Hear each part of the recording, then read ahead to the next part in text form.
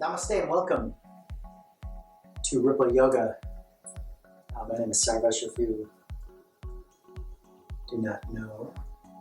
And it's a pleasure to be here. And I wanted to talk today about my teaching methodology and how we've built this into the Ripple Yoga platform, which is just our device for carrying this beautiful message in a wholly integrated process where we learn and then we practice what we've learned, and from that we develop the experience because it becomes a part of who we are.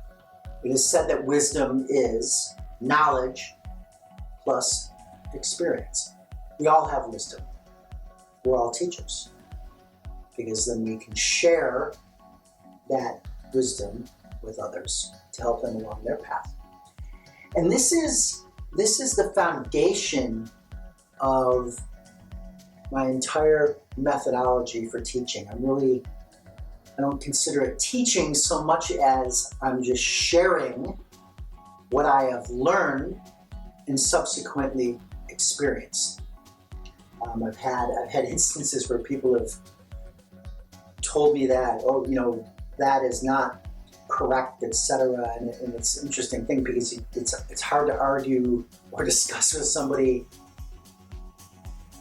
how their experience was wrong. They experienced it. I did this practice, and from that, I experienced this result. Now that doesn't mean that there's not more than one way to experience the result. That's the important thing to remember.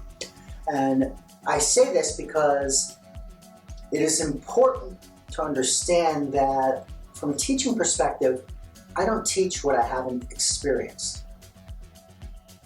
And the process is I went and learned and studied the underlying philosophy, the techniques, how they're integrated, then subsequently practiced them, observed the results that were produced, the benefits that were produced, and then I can turn around and teach them and say, if you do this, you will most likely produce these results.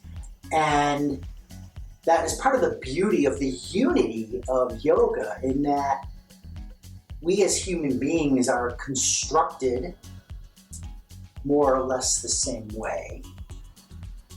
And obviously I don't mean that in a literal sense, but the unifying truth is that we are one. And generally, the duality that we see is produced by our misperception. So when we see duality in another human being, it is because we have misperceived or misunderstood the reality of ourselves in relation to the other human being. And when we understand and accept that, or to put it another way, which my teacher says, Dr. Nandi, he says, when the drop of water realizes that it is the ocean, then the yoga exists. And I always think of it as, when I realize that I am, on one side, nothing, the drop of water, but at the same time, everything, the ocean. And I realize that everything in the universe is already here inside my head. It's just that I can't see it. It opens up an entire new world of possibilities.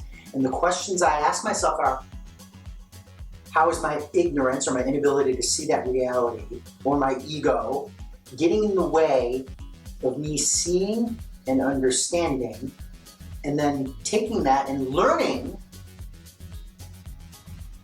then experiencing, so that I can then share that in the form of teaching? And that is always the question to ask. We seek to understand, not to be understood. When we seek to understand, we are then going against the self, going against the ignorance and ego of the self. And from that, we can then have a new experience, change our perception, and share that.